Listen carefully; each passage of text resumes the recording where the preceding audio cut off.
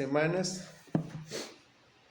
Ya estamos por terminar el párrafo 2 del capítulo 7, del párrafo acerca del pacto de Dios. Recuerden que la respuesta de Dios a la miseria del hombre es el pacto de gracia, ¿verdad? Pacto que se gesta en el pacto eterno o pacto de redención entre las personas de la Trinidad en la eternidad pasada. Muy bien. Y que cumple justamente Cristo Jesús este pacto de redención y abre las puertas al pacto de gracia que nos ofrece salvación y vida eterna por medio de la fe en su nombre. ¿Ok? Muy bien. Y entonces vimos que esa es la respuesta justamente de Dios. Esta promesa de que habría gracia se empieza a ver tras la ruina del hombre. Solo estamos viendo lo que ya se nos dijo a lo largo de las semanas. Veíamos cómo la Escritura nos muestra justamente esta ruina tremenda. Esto que estamos leyendo, hermanos, miren esto que está allí, esto que está allí, es la ley. ¿Y qué nos está demostrando la ley de Dios? Que nosotros tenemos problemas con Dios. Nos está mostrando que nosotros tenemos una necesidad tremendamente urgente de Jesús, de salvación y de gracia.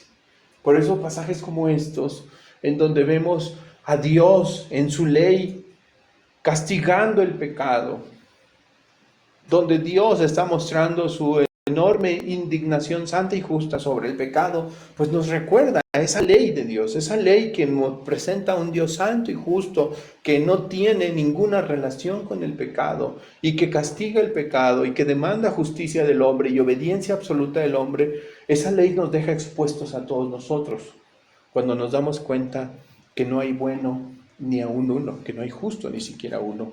Y que cualquier concepto de bondad y de justicia que tenemos nosotros mismos, de nosotros mismos, está mal, está equivocada.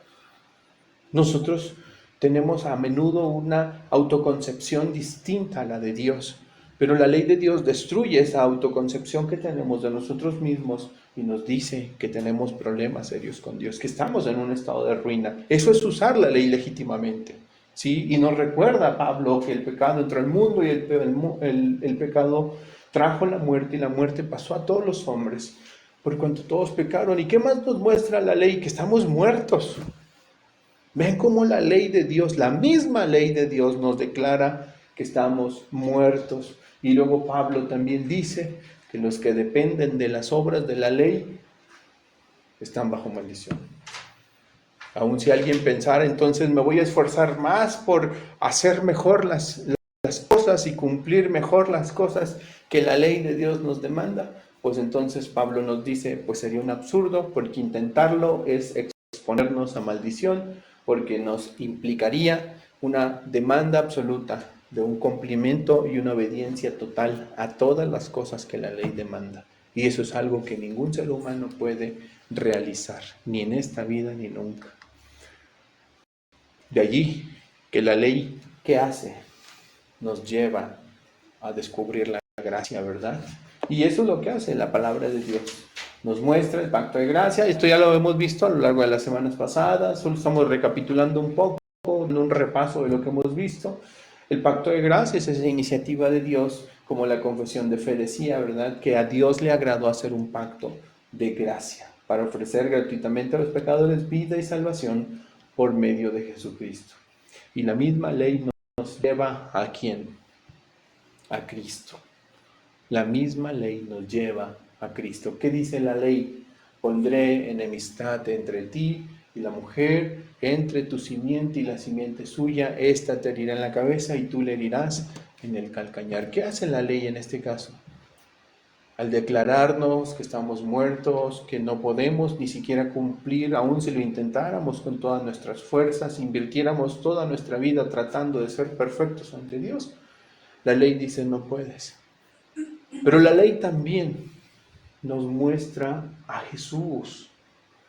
La ley muestra la simiente aún desde los momentos, permíteme usar la expresión, desde los tiempos más primitivos de la humanidad, Dios declara en su ley a Jesucristo, al Señor Jesucristo. La misma ley nos está apuntando a Cristo, está haciendo el ayo.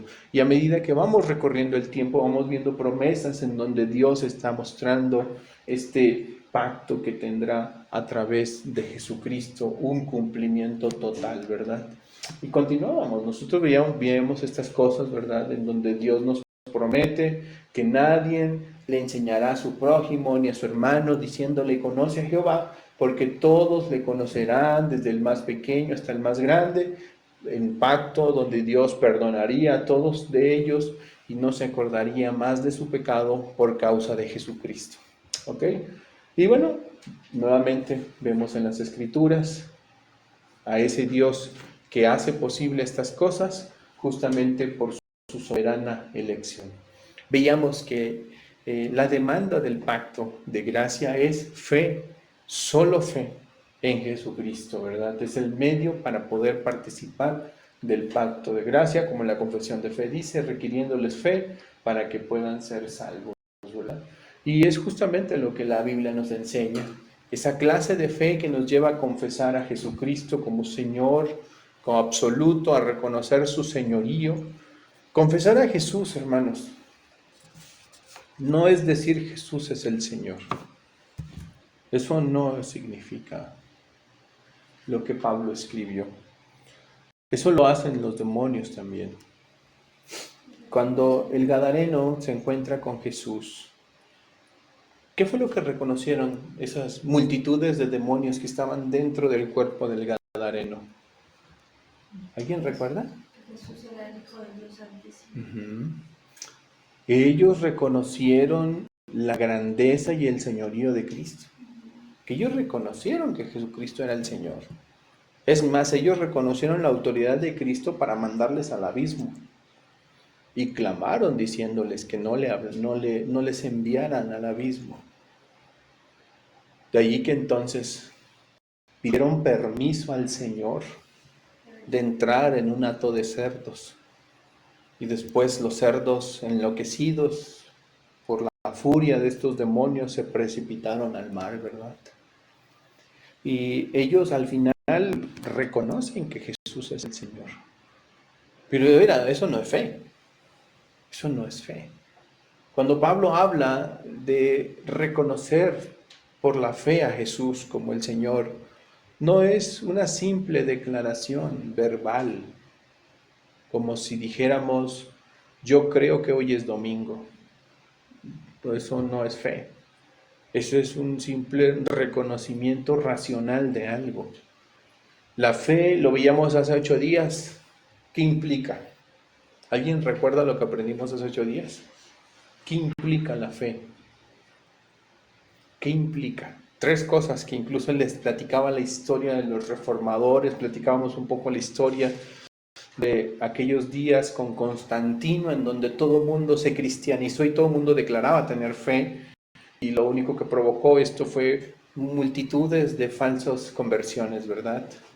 De ahí que los reformadores fueron más precavidos y sensatos y limitaron su entusiasmo también a la verdad. Yo sé que era un tiempo en donde el entusiasmo era mucho, porque mucha gente estaba diciendo que vendría Cristo o que había venido a Cristo, pero ¿cómo ellos se identificaban la fe? ¿Qué implica la fe? El mensaje correcto. Ajá, la noticia. Ajá. El asentamiento mental. Claro. La aplicación de eso que ya aprendiste y conoces. Una entrega total a esa verdad. Exactamente, esa era la fe genuina.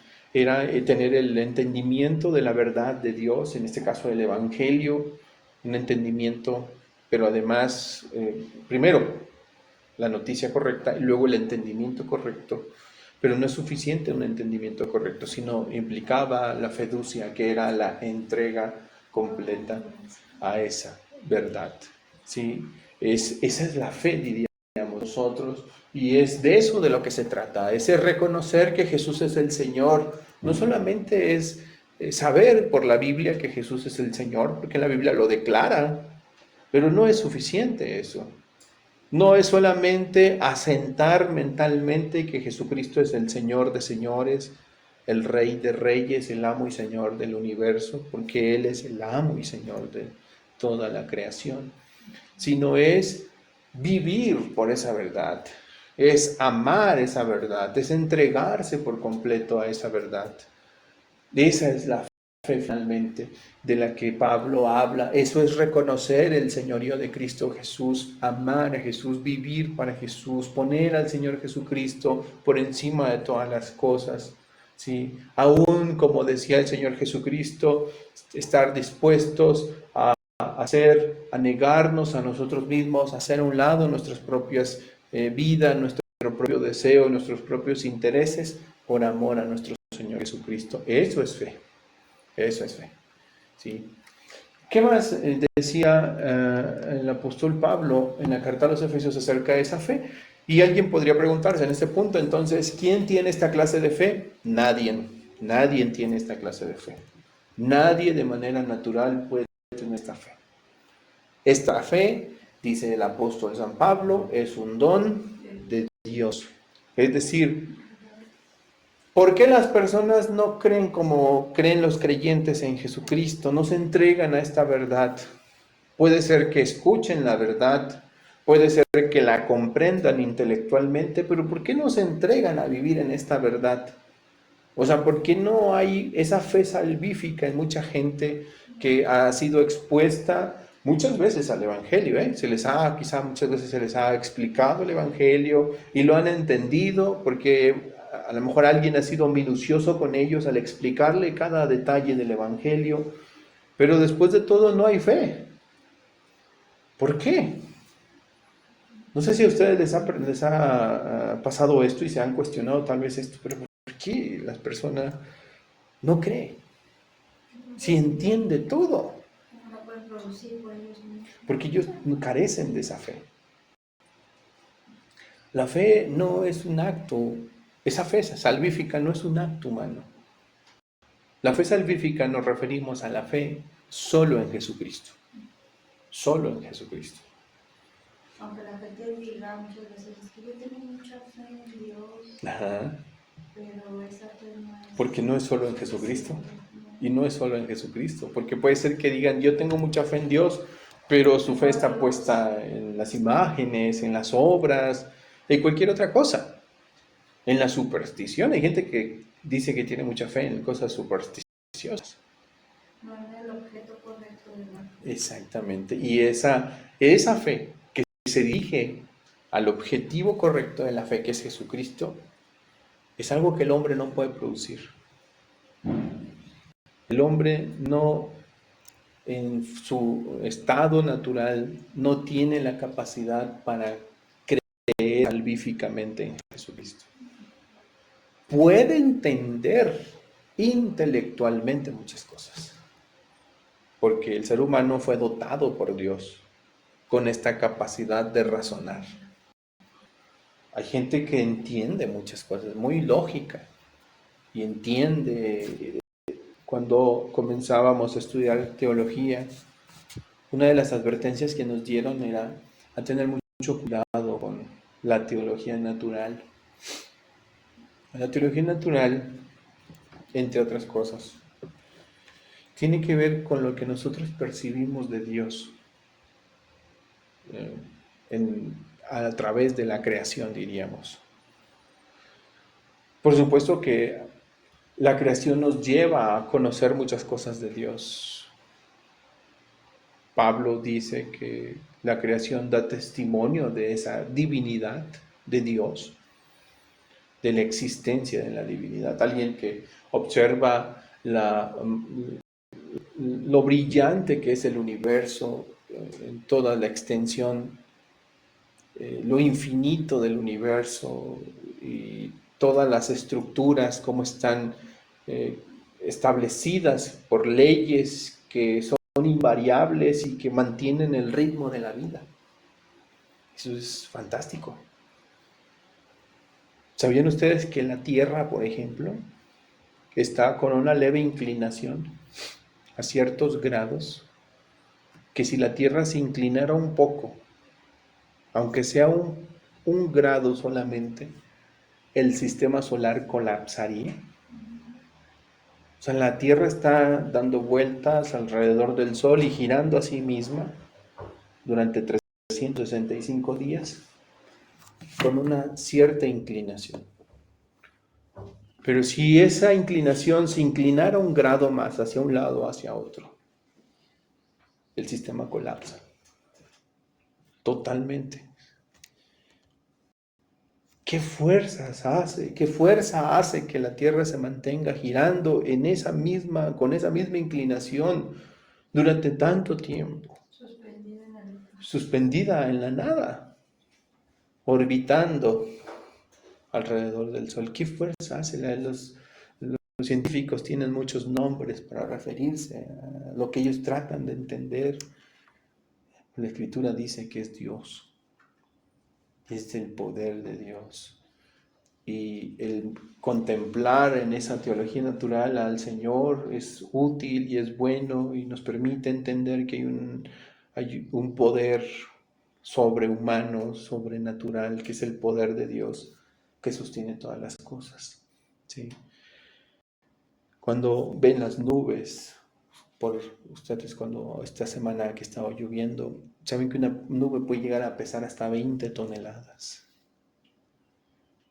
Y hasta el día de hoy no hay una explicación racional que explique cómo flotan objetos tan pesados como las nubes. Simplemente están flotando con tanto peso. Claro, hay muchas hipótesis, muchas teorías, intentan crear teorías a partir de esto, pero nadie puede confirmar con firmeza, científicamente hablando, y decir es esto. No, simplemente nosotros las observamos y lo que dice la Escritura es que Dios las puso allí, que Dios separó el firmamento, Dios lo hizo. Y eso nos lleva a tener una conciencia clara de la divinidad. Sí, y podemos ser muy lógicos en eso. Pero ¿eso es fe? No, no es fe. Mucho menos la fe en Jesucristo. La fe en Cristo Jesús es algo que viene de Dios. Es algo que el Espíritu de Dios produce. No podemos, como seres humanos, de forma natural, manifestar esta clase de fe. Para nosotros es totalmente imposible. Estamos ciegos a la verdad. No podemos entregarnos a esa verdad. Podemos entender, podemos racionalizar muchas cosas, podemos aceptar hechos y decir, bueno, no podemos negar que hace 2000 años vino un hombre llamado Jesús y allí estuvo y hay evidencia histórica de que existió un hombre llamado Jesús. Muchos críticos de Jesucristo le llaman el Jesús histórico. Como quiera que sea, no pueden negar a Jesús y tienen que aceptar que hay un Jesús histórico, que aunque como lo dibujan, no necesariamente es como lo dibujan los evangelios, pero no pueden negar la existencia de Jesucristo. Después de todo, ¿eso es fe? No, porque no hay una entrega a ese Señor, ¿sí?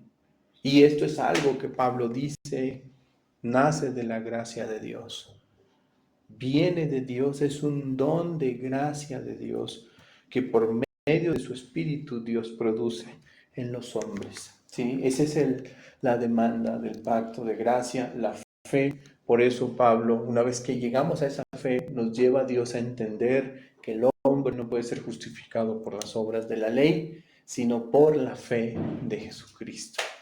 Nosotros también hemos creído en Jesucristo, dice Pablo, para ser justificados por la fe de Cristo, no por las obras de la ley, por cuanto por las obras de la ley nadie será justificado. Y hoy vamos a adentrarnos en esta última parte del párrafo 2, en donde vemos al Espíritu Santo, el Espíritu de Dios. Dice la confesión de fe que el Espíritu de Dios es el dador de fe y de vida en el pacto de gracia. Vamos a hablar un poco de lo que hemos dicho brevemente. Así está escrito en la confesión de fe. Hermana, ¿nos puede ayudar a leer el párrafo, el pequeño párrafo que está abajo? Sí. prometiendo dar su Espíritu Santo a todos aquellos que están ordenados para dirigir a fin de darles disposición y capacidad para hacer esto. Ok. Según las palabras del apóstol, hermana, aquí está. ¿Qué es lo que, perdón, según las palabras de la confesión, qué es lo que el pacto nos ofrece? Promete dar su Espíritu Santo a todos los que Dios ha escogido desde la eternidad Ajá. para ser salvos, para producir en ellos esa disposición para creer. La fe también, ¿verdad? Para darle la disposición y capacidad para creer. ¿Por qué se nos tiene que dar? ¿Por qué el Espíritu tiene que dar esto? Como usted lo dijo ahorita, o sea, no lo podemos producir por nosotros mismos. ¿Y Nadie puede venir a Dios sin que Él lo traiga. Exactamente, pero ¿por qué carecemos de esta capacidad? Puede ser que seamos muy hábiles en muchas cosas. Sí, pero somos pecadores, seres caídos, estamos muertos espiritualmente y no podemos producir esa fe por nosotros hasta que Dios obra por su Espíritu. Ahora eso nos lleva a un punto bastante fuerte y muy radical, por cierto. Nos lleva a explicar el por qué mucha gente no cree en Cristo y por qué mucha gente no creerá jamás en Cristo. Porque la obra del Espíritu, la obra especial, el llamamiento eficaz, previo, bueno, más bien la regeneración y posteriormente el llamamiento eficaz, no han sido efectuados en esas personas. Y esa es una verdad cruda. ¿Por qué parece cruda esa verdad? Porque a nuestros ojos podemos pensar que no son tan malos como, ¿verdad? Como Dios los ve. Sí. Que tal vez, no sé, podemos pensar hasta que Dios es injusto, porque no los ha escogido, pero pues Dios es justo, realmente santo. Sí. Él es el que pues ha decidido y ordenado a sus escogidos desde la eternidad. Claro. Ahora hay que confiar en su misericordia, por si en algún punto del tiempo Dios los llama. Exacto, Dios manifiesta esa gracia, ¿verdad? De llamarles, de llevarles a un nuevo nacimiento y llamarles eficazmente. Mientras tanto, como creyentes, nosotros descansamos en esta verdad hermosa, ¿eh? Es una verdad maravillosa saber que la fe, pero fíjense lo que dice, a fin de darles disposición y capacidad para creer. Así que cuando nosotros vemos el pacto de gracia y vemos nuestra relación con el pacto de gracia, es una relación que a través de la fe en Jesucristo, nosotros somos ya partícipes del pacto de gracia. Somos tan partícipes del pacto de gracia que podemos conmemorarlo, como hoy lo haremos. Pero gracias a que somos participantes de este pacto de gracia, hermanos, nosotros podemos apreciar ahora que todas estas cosas, incluyendo la fe, nos ha llevado a participar del pacto de gracia y de todos sus beneficios, es algo que el Espíritu Santo produjo en nosotros. ¿Por qué? Primero, porque nosotros no podemos creer de esta manera. No podemos, el hombre está incapacitado para creer de esta forma. Ahora, alguien podría decir, yo no creo que sea para tanto la condición del hombre. Si ustedes han leído Romanos capítulo 3, Pablo declara varias cosas muy fuertes en la carta a los romanos. Entre estas cosas, Pablo declara que no hay bueno ni aun uno, que no hay justo ni siquiera uno. Eso ya de por sí es gravísimo. Pero allí mismo el apóstol San Pablo añade una verdad impresionante. Cuando Pablo dice, no hay quien busque a Dios. A una se hicieron inútiles. No hay quien busque a Dios. ¿Qué significan estas palabras? No solo que el hombre carece de bondad, no solo que el hombre carece de justicia. Cuando alguien no busca a Dios, no es porque carezca de bondad o de justicia solamente. Eso ya de por sí es un gran problema para el hombre. que el hombre carece de justicia y de bondad, sino que no busque a Dios. ¿Qué implica además de esto, Dulce? El que no busque el hombre a Dios, ¿qué implica? ¿Qué otra carencia denota esta expresión de Pablo? Pues que no tiene ni el deseo ni la voluntad, o sea, necesita o sea, aparte de que está muerto espiritualmente, necesita también que Dios le dé nuevos deseos y transforme su voluntad. ¿Por qué no tiene deseo ni voluntad de buscar a Dios? O sea, el hombre carece de deseo y de voluntad de buscar a Dios, según Pablo en Romanos 3. ¿Por qué?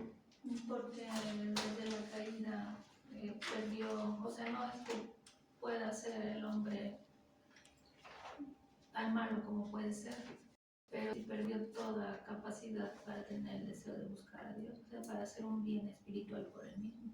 Ok, muy bien. Dijiste una palabra importante. A ver, ¿el hombre entonces carece de justicia? Sí. ¿Carece de bondad? Sí. Pablo dice, no hay bueno ni aun uno, no hay justo, ni siquiera uno. Pero también carece de deseo y de voluntad de buscar a Dios. No hay quien busque a Dios. ¿Ok? ¿Por qué?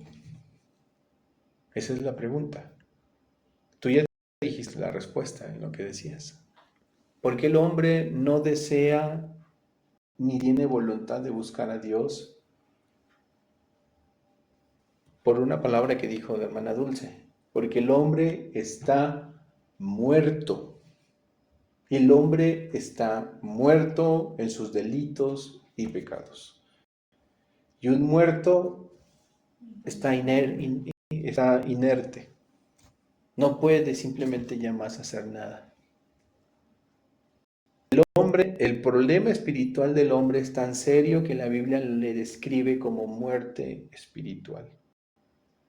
O sea, es una incapacidad total. Al hablar de la depravación total, hablamos de una incapacidad total. ¿Es incapaz de qué? De ser bueno, de ser justo, pero peor aún, es incapaz de buscar a Dios. ¿Sí? Carecer de justicia y de bondad es un problema, claro que es un problema. ¿Por qué? Porque es un problema de tipo moral. Si no es bueno, ¿qué es? Malo. Si no es justo, ¿qué es? Pero no buscar a Dios es un problema mayor. ¿Por qué? Porque está muerto, ¿verdad? Pero ¿por qué es un problema mayor? Porque Dios es la fuente de la vida. Mientras el hombre no busque a Dios, jamás podrá obtener vida. Seguirá en este estado de muerte. El problema es que el hombre no puede buscar a Dios, que es la fuente de la vida. O sea, si hay una esperanza para el hombre, está en Dios. Pero él está muerto. No puede hacerlo. Según lo que estamos viendo en la confesión de fe, ¿qué hace el Espíritu Santo? Lo lleva a Dios, que es la fuente de la vida. ¿Sí me explico?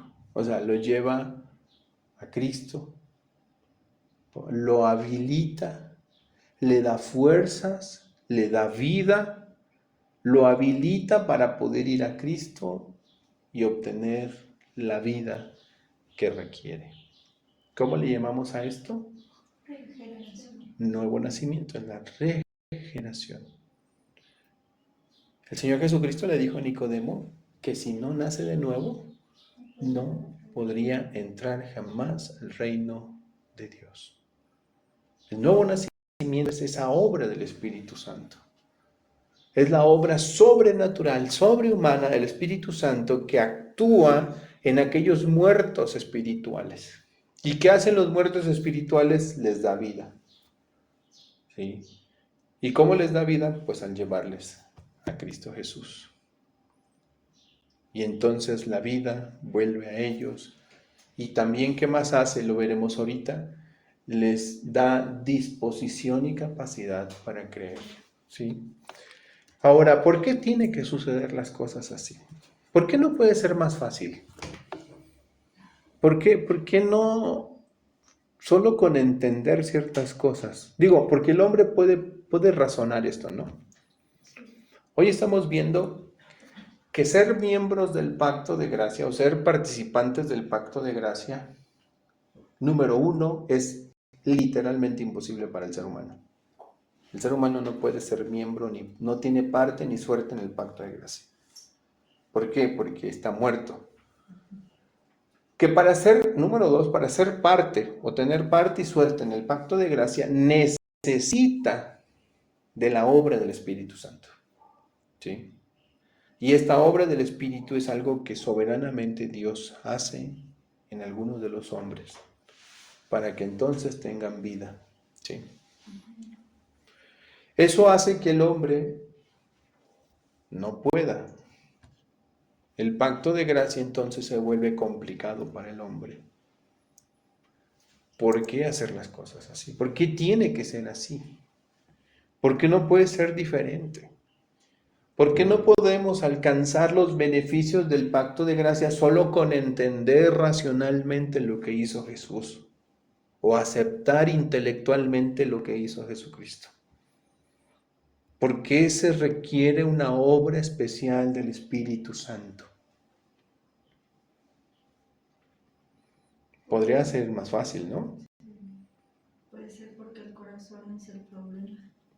Ajá. Es ahí donde nace todo lo malo, y dice la palabra de Dios que tenemos un corazón de piedra. Ok. Y que Dios, promete dar su espíritu para darnos carga ese corazón de piedra por no de carne. Ok. Hermana, hay muchos predicadores que apelan al deseo natural del hombre. Y apelan a las personas para que las personas de alguna manera respondan. Pero hoy estamos viendo que eso es una contradicción porque es apelar a algo que el hombre no puede hacer. Es como decirle a un pescado, ahora vuela, remonta el aire. El pescado nunca va a remontar el aire porque no tiene alas, porque no es su naturaleza volar. Y podemos declararle muchas cosas y predicarle muchas cosas a ese pez, pero ese pez, ¿cuándo va a volar? Jamás. O sea, no es parte de su naturaleza hacerlo. El hombre, y yo sé que le comentaba esto, hay muchas personas que apelan a esta voluntad humana, pero el hombre, según hemos visto, no busca a Dios, o sea, no tiene voluntad para buscar a Dios. Entonces, a mucha gente le parece injusto, le parece que no es amoroso, tal vez, el reconocer que se necesita de una obra mayor a la voluntad humana, que es la obra del Espíritu Santo. Por eso ya excluye a muchos. Ajá, exactamente. Muchas personas se sienten constreñidas cuando ven el Evangelio que nos muestra que solo por la obra del Espíritu Santo el hombre puede nacer de nuevo. Y que si hay algo que el hombre necesita urgentemente es ese nuevo nacimiento que le va a llevar a Cristo. ¿Sí me explico? ¿Por qué tuvo que ser así, mis hermanos? Todo esto que estamos aprendiendo o que estamos conociendo, estos detalles, entender cómo es necesaria la regeneración, cómo es el Espíritu de Dios el que hace las cosas, cómo es que el hombre no podría, aun si se esforzara mucho en hacerlo. Es así y tiene que ser así, porque soberanamente Dios así dictó que fuera. Ese es el pacto de gracia. En el pacto de gracia Dios dijo que sería así, que tendría que ser su espíritu. ¿Dónde dice esto? Bueno, lo vimos en la confesión, pero no solo en la confesión.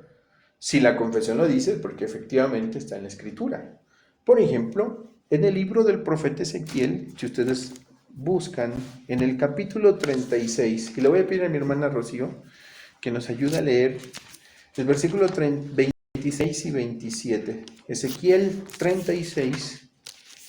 La lectura es más larga, la pueden hacer posteriormente en sus casas, pero vamos a prestar atención. Es más, desde el 22, hermana, del 22 al 27. Ezequiel 36, del 22 al 27. Por tanto, di a la casa de Israel, así ha dicho Jehová el Señor, no hago por vosotros, oh casa de Israel, sino por causa de mi santo nombre, el cual profanasteis vosotros entre las naciones donde habéis llegado. Y manifestaré mi grande nombre profanando entre las naciones, el cual profanasteis vosotros en medio de ellas. Y sabrán las naciones que yo soy Jehová, dice Jehová el Señor, cuando sea santificado en vosotros delante de sus ojos. Y yo os tomaré de las naciones y rogaré de todas las tierras y os traeré a vuestro país. Esparciré sobre vosotros agua limpia y seréis limpiados de todas vuestras inmundicias y todos vuestros ídolos os limpiaré. Os haré el corazón nuevo y pondré espíritu nuevo dentro de vosotros, y quitaré de vuestra carne el corazón de piedra y os daré un corazón de carne. ¿Hasta dónde me dijo, perdón? Al 27, hermana. Y pondré dentro de vosotros mi espíritu, y haré que andéis en mis estatutos y guardéis mis preceptos y los pongáis por obra. Amén. Gracias, hermana. Según las cláusulas del pacto de gracia, esto que se declara a través del profeta Ezequiel, ¿por qué hace Dios esto? No es, dice Dios, versículo 22, no lo hago por ustedes. O sea, ¿qué quiere decir esto? Que el pacto de gracia es resultado de su decreto divino, soberano. No es por el hombre. Dios tuvo misericordia del hombre, sí. ¿Por qué? Dice el Señor, sino por causa de mi santo nombre, el cual profanasteis vosotros entre las naciones a donde habéis llegado. El pacto que hoy celebramos, donde Jesucristo es el establecedor y cumplidor del nuevo pacto, ese pacto es el resultado de la decisión soberana de Dios, de la soberanía del Señor. Dios lo hizo por su santo nombre, ¿sí?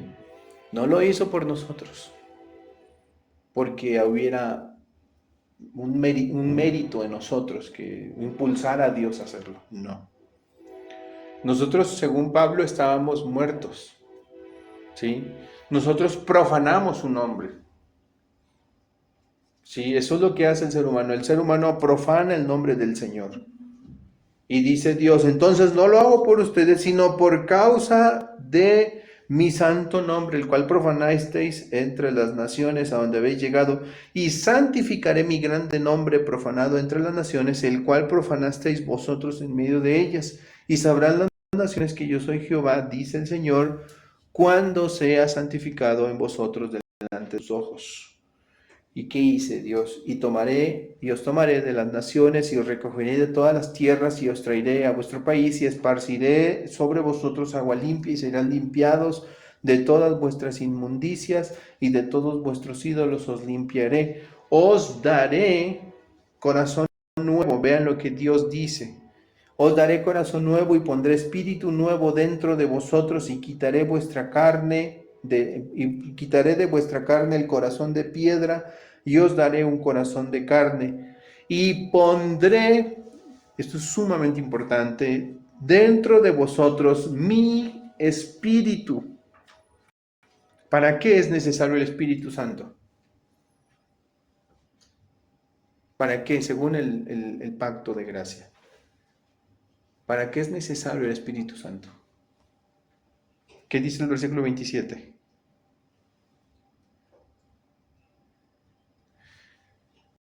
A ver, fíjense. ¿Para qué es necesario que el creyente reciba el Espíritu Santo? Para andar en sus estatutos y guardar sus mandamientos y ponerlos por obra. ¿Por qué? Porque de otra manera no se puede. Porque el hombre no puede andar en los estatutos de Dios. El hombre no puede obedecer a Dios. ¿Por qué? Porque está muerto. ¿Qué necesita el hombre? Al Espíritu de Dios. Es el Espíritu de Dios el que lleva al ser humano a poder mantenerse firme en la obediencia a su Señor. ¿Sí? Lo capacita, lo habilita. ¿Sí me explico? Entonces, esto es algo que Dios quiso que así fuera. ¿Por qué tiene que ser la obra del Espíritu la que se manifieste en nuestras vidas para que podamos llegar a Cristo? Porque de otra manera no podríamos jamás haber llegado a Cristo Jesús. Llegamos a Cristo Jesús, ¿por qué? Porque el Espíritu de Dios obró en nosotros. ¿Y qué hizo? Nos dio un nuevo corazón, quitó el corazón de piedra de nuestra carne y nos dio un corazón de carne. ¿Qué más hizo el Espíritu Santo?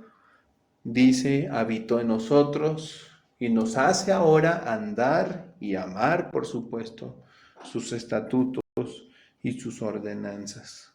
¿Sí? Sus preceptos, y nos lleva a ponerlos por obra.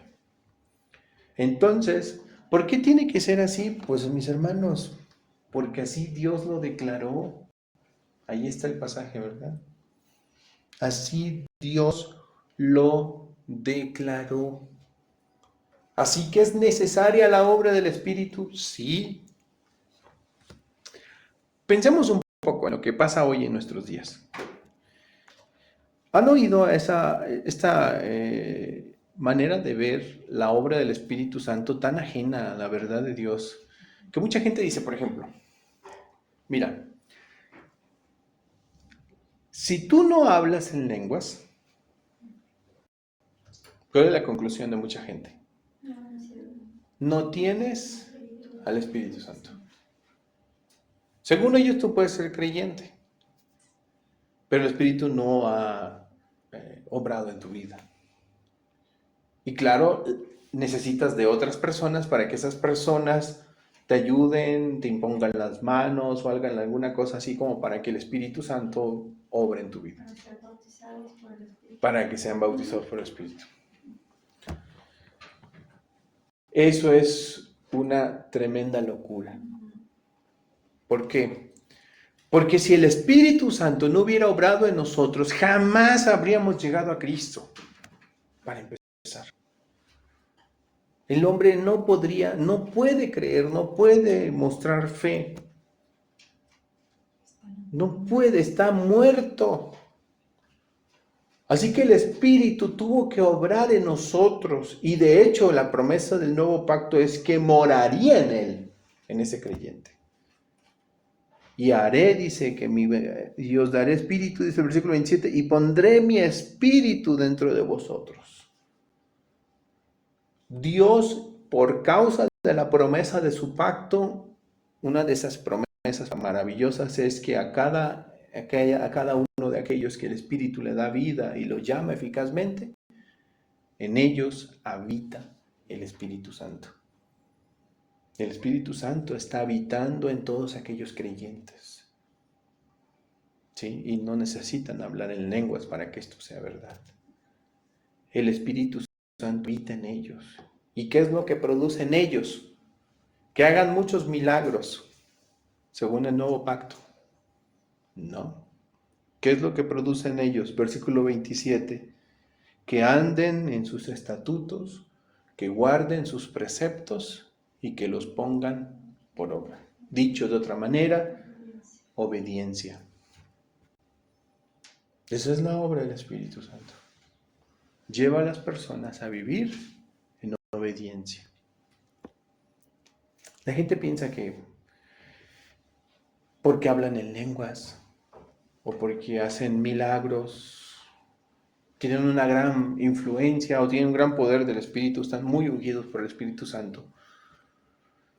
Pero luego los observas y son ladrones, son mentirosos, son adúlteros de corazón, engañadores, farsantes,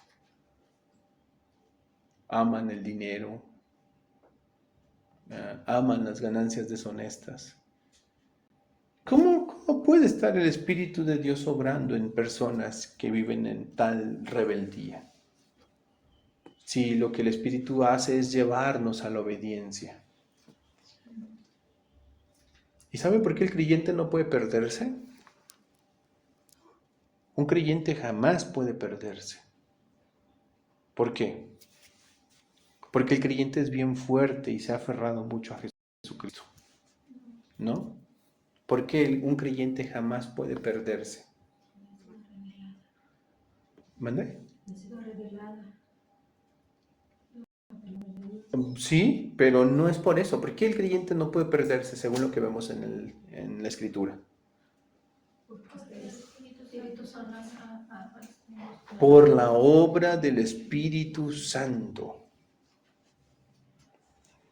Nosotros le llamamos en la teología reformada perseverancia de los santos. Sí, perseverancia de los santos. ¿Por qué el creyente puede perseverar? No es que no pueda caer, puede caer. Puede deslizarse y muchas veces Dios permite que estas caídas y errores a veces sean graves, Dios lo permite providencialmente. Pero ninguno de sus hijos se perderá, sino que Él volverá a restaurar con su espíritu a cada creyente y lo volverá al camino. Y continuará y proseguirá en esta vida llena de dificultades hasta el fin. ¿Por qué? Por su espíritu. Y dice Dios, y lo vuelve a decir el Señor, no por ustedes, no por vosotros hago estas cosas, sino por mi santo nombre. O sea, para mi gloria, para mi gloria. Contextualizando esto, ¿saben por qué hoy no faltamos a la reunión del Día del Señor? ¿Por qué no faltamos a la reunión del Día del Señor? Pudimos haber faltado. por la obra del Espíritu Santo que nos lleva a la obediencia. Ajá. Que es el día del Señor. Por esa razón, porque el Espíritu de Dios obró en nosotros y sigue obrando en nosotros. Y aun cuando a veces nos apartamos, ¿qué hace el Espíritu de Dios? Nos redarguye y nos vuelve otra vez al Señor. O sea que de principio a fin es la obra. Y entonces estamos aquí para la gloria del nombre del Señor. Sí. Y todo lo que hacemos y todo lo que Dios hace y nos lleva a hacer es para su gloria. ¿Sí me explico? Entonces, ese es el pacto de gracia finalmente. Es un pacto en donde el hombre recibe, o como decía la confesión de fe, en lo anterior que veíamos, el Señor le promete su espíritu a todos los que están ordenados para vida a fin de darles disposición y capacidad para creer. Ahora, ojo con esto, es importante tenerlo en cuenta, hermanos.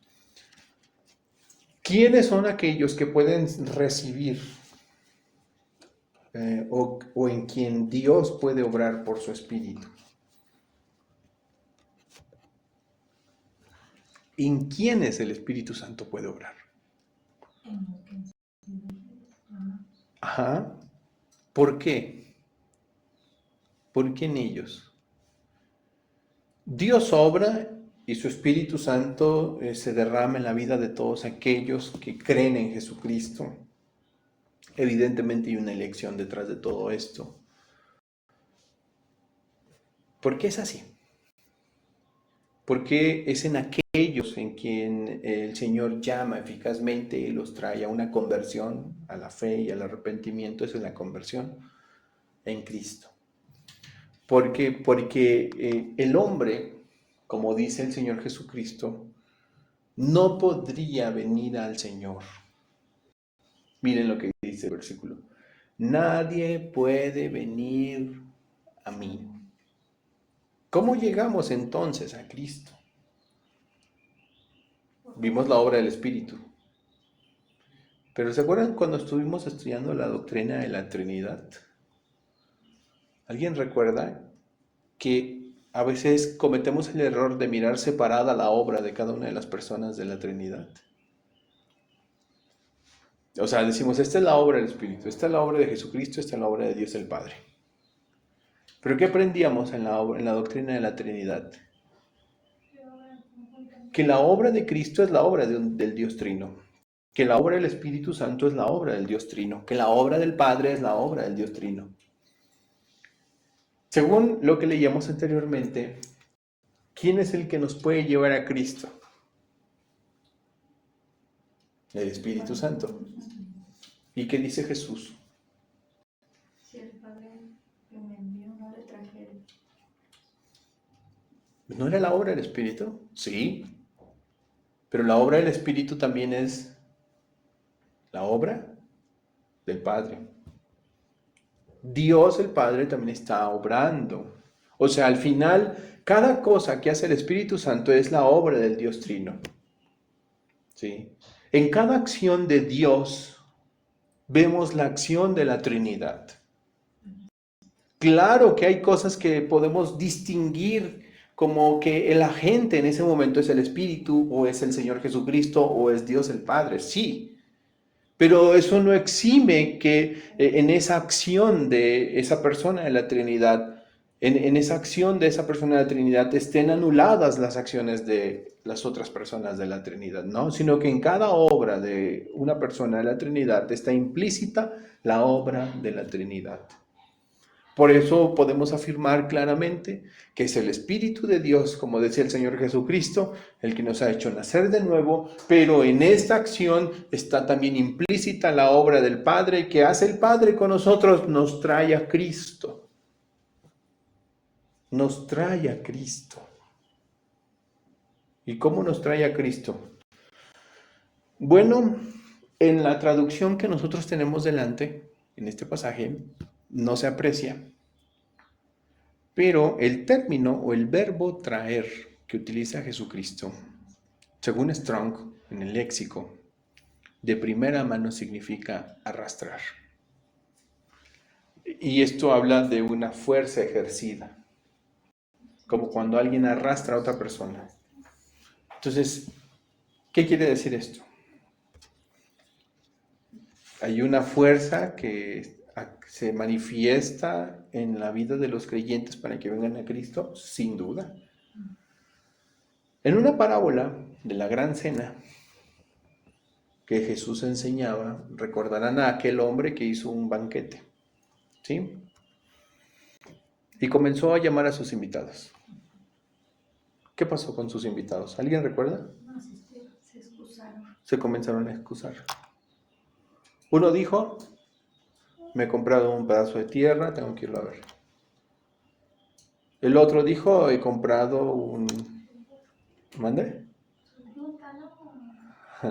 Su burro nuevo, entonces tenía que ir a probarlo. Sí, sí dice eso. Sí, tenía que ir a probarlo. Otro dijo, me casé. Y entonces no puedo asistir. Y el hombre llamó a sus siervos y les dijo, vayan a las calles. Traigan ¿a quiénes? Los mancos, los cojos, los ciegos. Y fórcenlos a entrar. Y fueron. Y los forzaron a entrar. Eso es lo que ha hecho Dios. Dios ejerció su omnipotencia al traernos a Cristo. No sería simplemente por voluntad propia. Toda su omnipotencia con la que Dios creó todo el universo se ejerció cuando Él nos llamó, cuando Él nos hizo nacer de nuevo y nos trajo a Cristo.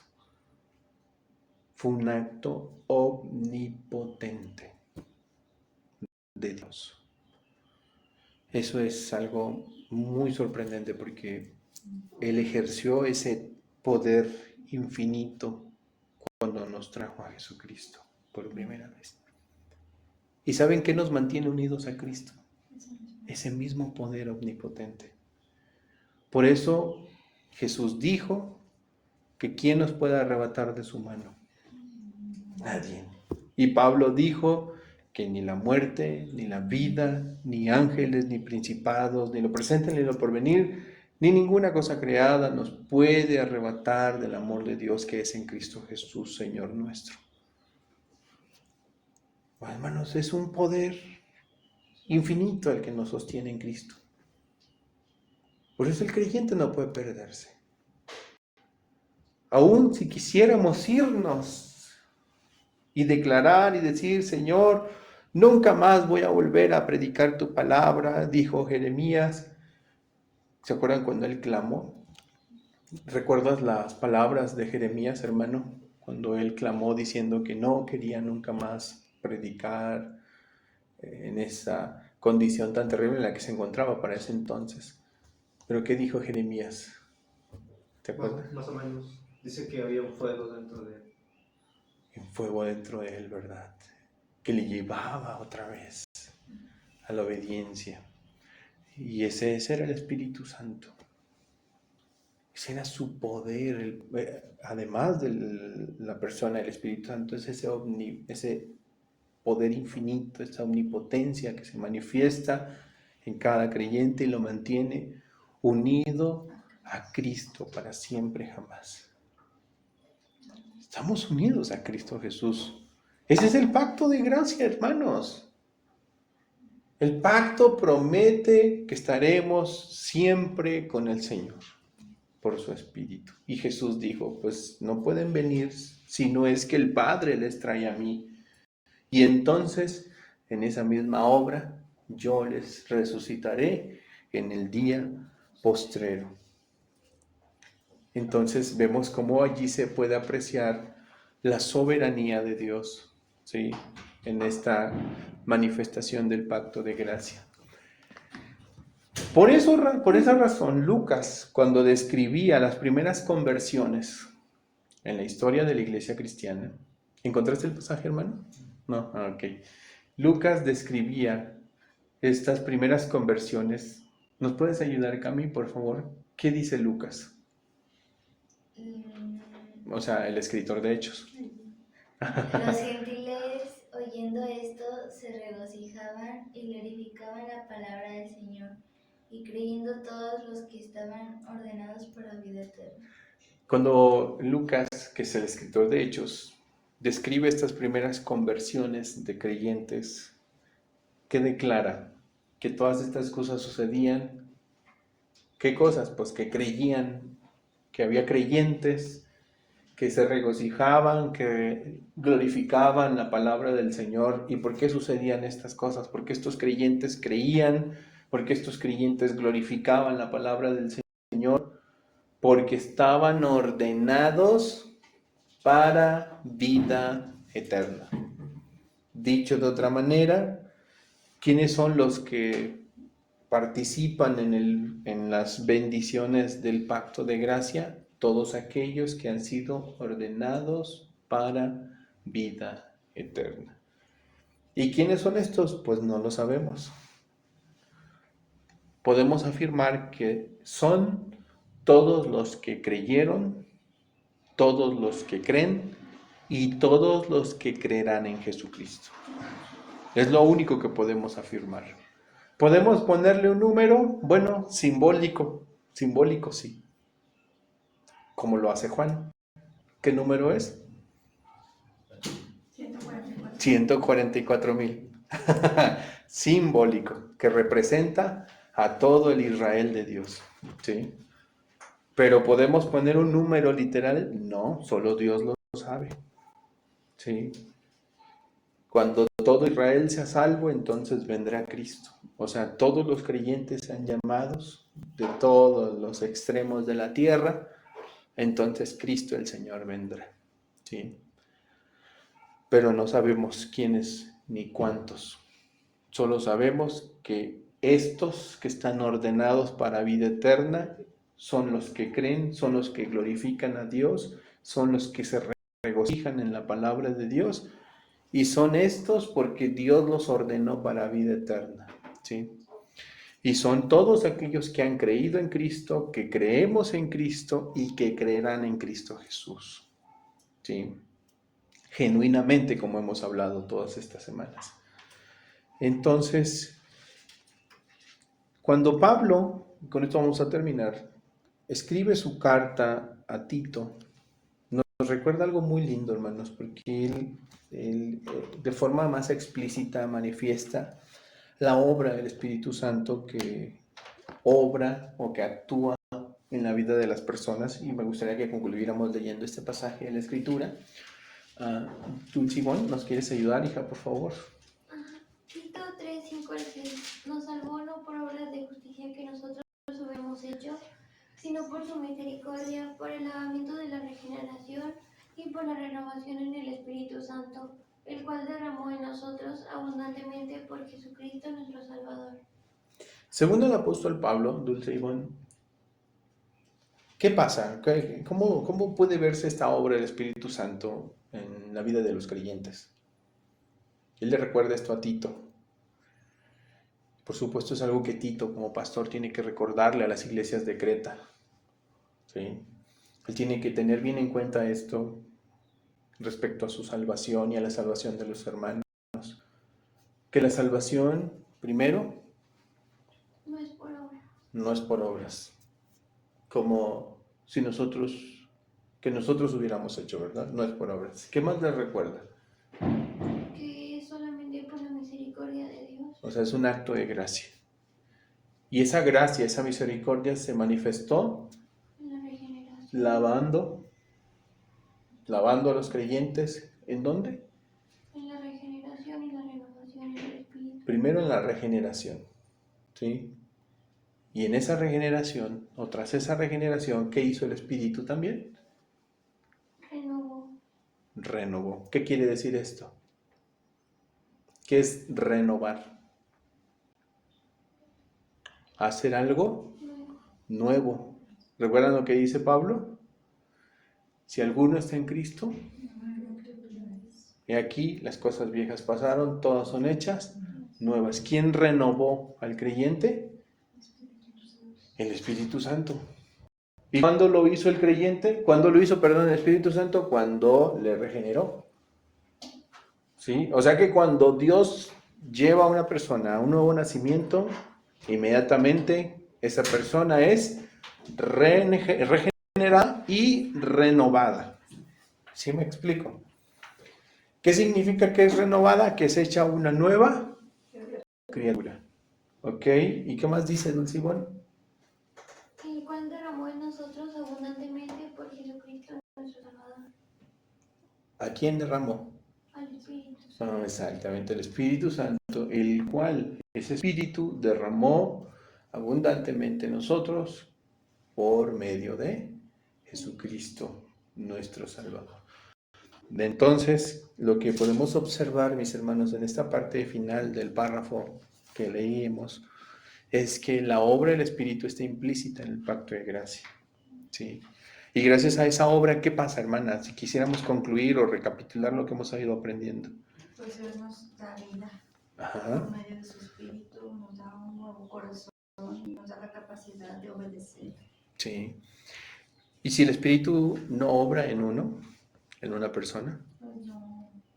¿Hay algo No que el puede, hombre, hay algo que no pueda hacer? puede acercarse, nadie no puede hacer nada por sí mismo, no puede acercarse a Dios porque es por medio de la fe que nos podemos acercar a Dios por medio de Cristo y de su obra.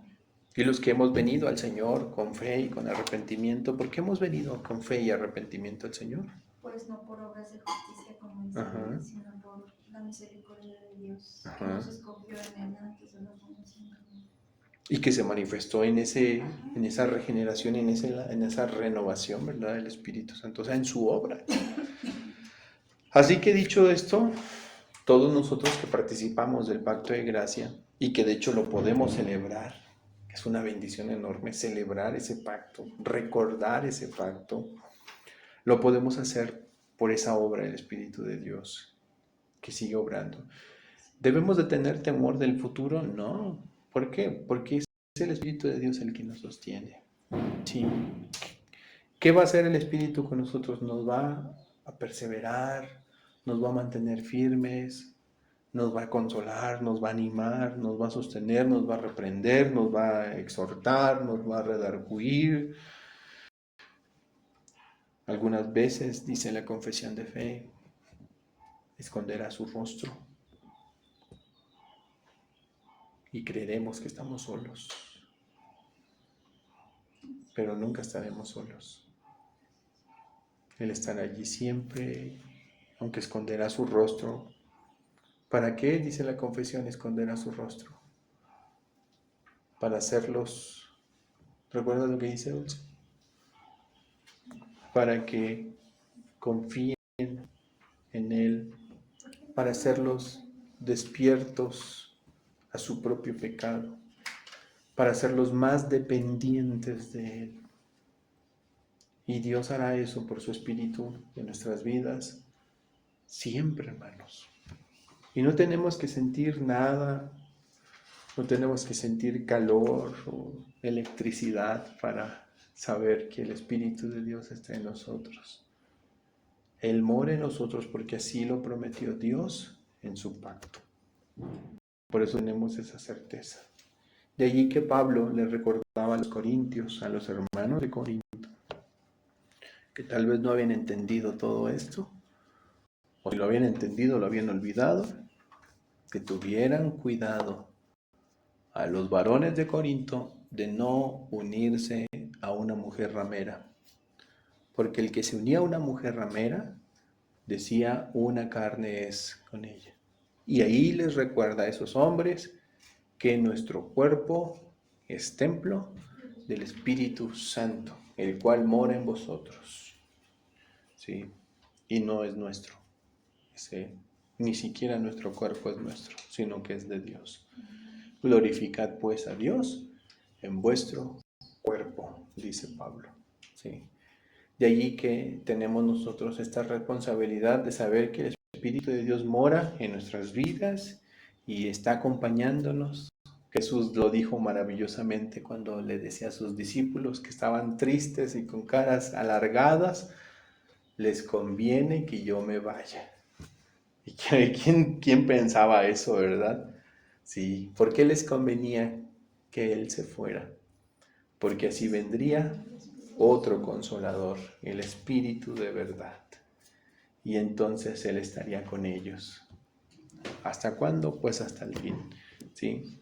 Bendito sea Dios porque nos permite entender todas estas bendiciones y privilegios que el nuevo pacto nos ofrece. Y recuerden, como le dijo Dios a Ezequiel o al pueblo por medio de Ezequiel, no lo hago por ustedes, sino por causa de mi santo nombre. ¿Sí? Bueno, vamos a orar. No sé si hay preguntas, dudas sobre esta parte final que vemos del párrafo 2, sobre el pacto de gracia. ¿No? ¿Cómo definiríamos el pacto de gracia así en términos breves?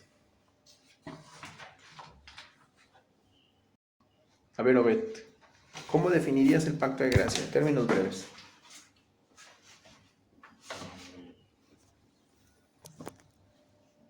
La forma en que Dios rescató a una raza caída y totalmente por gracia, de una forma en que no la merecíamos, nos salvó de su ira.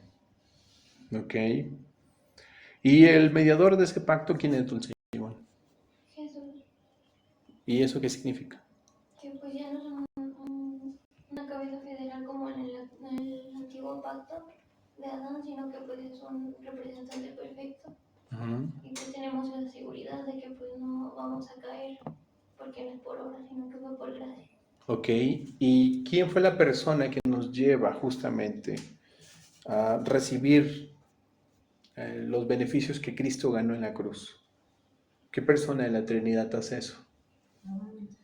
El Espíritu Santo. ¿Qué hace? Nos lleva a Cristo para que recibamos todas las bendiciones de ese nuevo pacto. Que entre otras cosas, ¿qué incluye? ¿Alguien recuerda qué incluye ese nuevo pacto? ¿Mande? Sí, darnos fe. ¿Qué más? Un nuevo corazón, quitar el corazón de piedra. ¿Qué más implica ese nuevo pacto? Su Espíritu permanentemente en nosotros. ¿Qué más? Llevarnos a conocer, guardar y poner por obra todos sus decretos, sus mandamientos, o sea, llevarnos a una vida de obediencia.